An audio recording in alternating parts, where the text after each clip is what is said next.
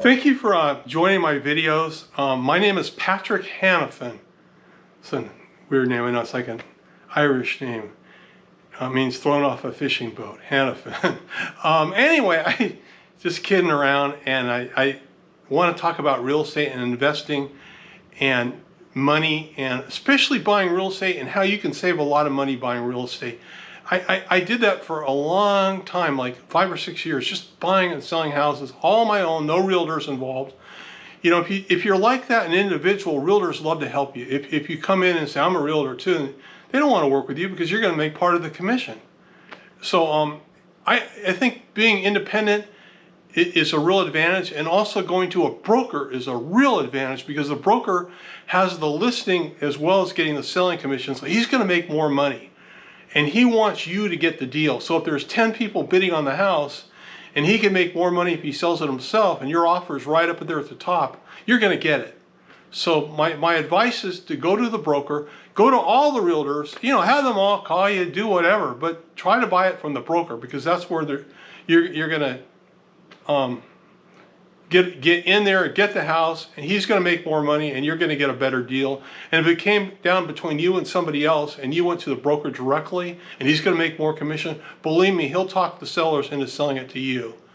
That's my first piece of advice. And the other thing I'm going to tell you right off the bat, and this goes back a long ways, and I was just kind of thinking about this one today, but there's, even with the market like it is now, with all the houses getting sold and bidded up, and I think 1 out of 6 homes are bought by Wall Street and the banks and the mutual funds, and you know, they're coming in all cash and they're making it hard for you to even buy a house. But there's deals out there still, and things happen. And I remember a long time ago, this goes way back, but I was driving up and down the streets, and I used to drive up and down the streets every day in an area that I was buying and selling houses in. I'd look every day. I mean, I would do that. I just make it fun. You know, I drive around for 20 minutes up and down all the streets and look for sale by owner signs and brand new realtor signs. And the more you know, the better you can operate and the better it is to buy a house. And I was going up and down the streets, and I was with my wife, and I saw a house by owner for sale and had an open house. And I go, wow. And this was a really good street in East Side Costa Mesa called Magnolia. It's a wider street. It was in the right block, right near the school, just where perfect absolute perfect location. Nothing weird about it, not a strange corner, not traffic, just perfect.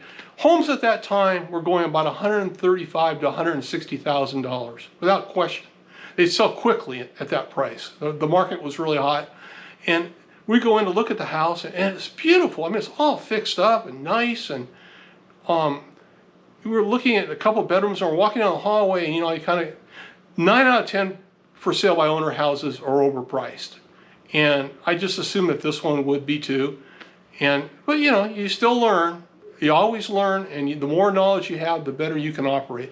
And walking down the hall, I just casually said to the seller, he's selling it himself, I go, how much are you asking for this? And he said, what did he say? It was $35,000. And kind of take another couple steps, and then let him get a little ahead of me. And I turned to my wife, she's behind me, and I said, what did he just say? She goes, I think he said $35,000. $35,000? Yeah. You know, so he let him show us some more stuff. And he was a handyman at the school, and he loved to fix things, and he'd fixed all this stuff up in this house, and he lived there with his wife. And I said, well, it's a beautiful home and everything. Now, how much is it again?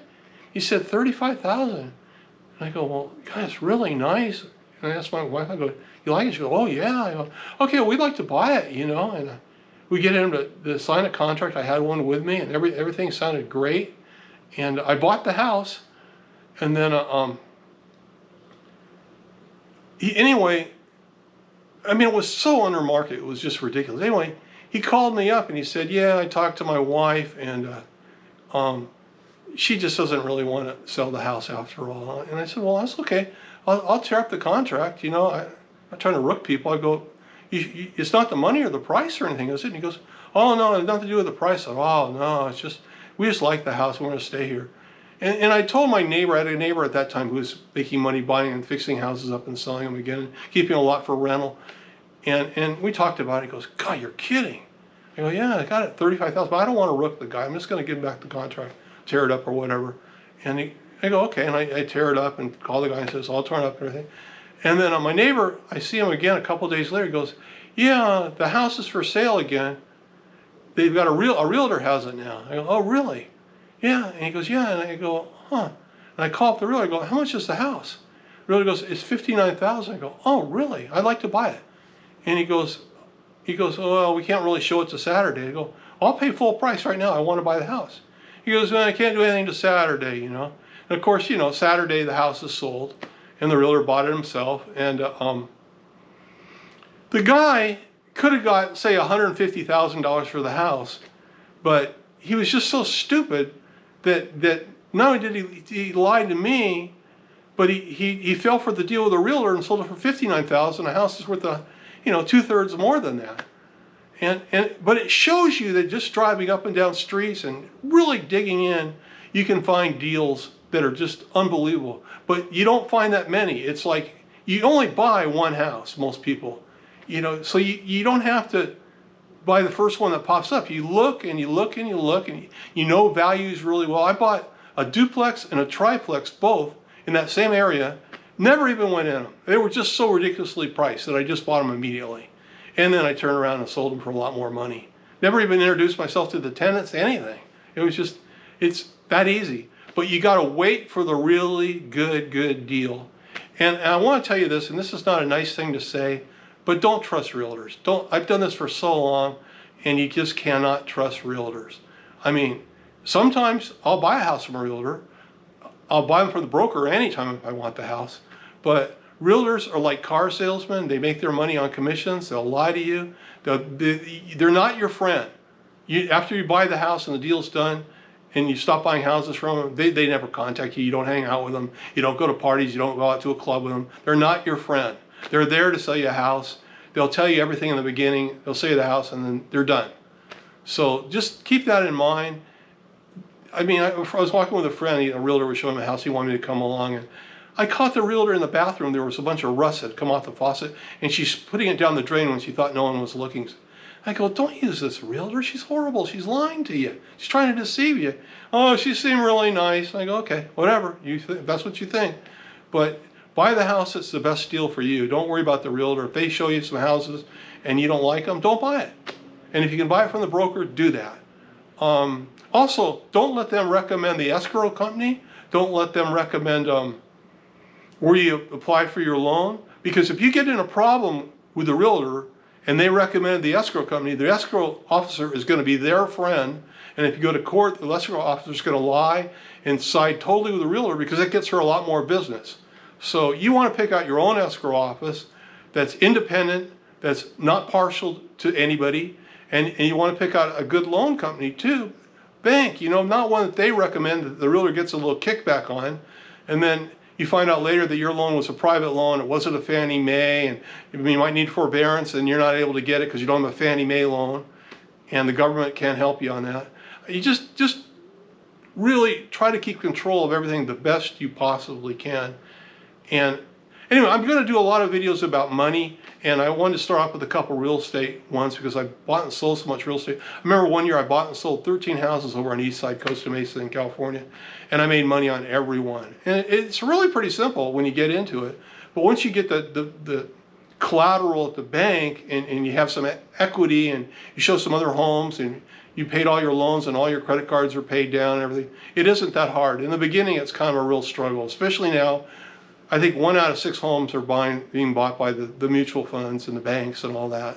So you have a hard competition, but you can still look and find a place. And I want to say this too, you're not just buying a house, you're buying a low interest rate. You're getting a fantastic rate. You're buying a home loan more than the house. And if the house goes down $100,000 and it's your house, so what? You're still living there, you're still paying that same interest rate with a fixed rate loan with the bank. That's what you really care about. Now, if you're buying speculative homes, that's different because it might go down $100,000. You have a good loan, but you've lost $100,000 on the purchase price. So I'm mostly gearing all this for somebody that's buying their own individual home. And when you look at all the people the big companies that are buying homes now, and they're all raising rents up, and they're going to continue to raise them up, and there's going to be less and less homes to buy. I really think buying a home, even now with these high prices, considering the great interest rate you're going to get and the great demand and all the banks buying them, I don't think the property value is going to fall at all. It might not go up as high or drastically as it has, but maybe it'll only go up 4% a year. But you're still making money on the appreciation. You're getting equity from your payment every month. You're getting the tax deduction, and you got a home with a fixed rate of interest, and you're not renting. So I wish you all the best of luck in getting a home, and I hope this video really helps you. Remember, go to the broker any chance you have to do that. And if you enjoy this video, it's helped you, I'd really appreciate it. This is my very first video. If you give me a like and subscribe, and I think I'll have more information for you in the future that'll further help you. Thank you so much again. God bless.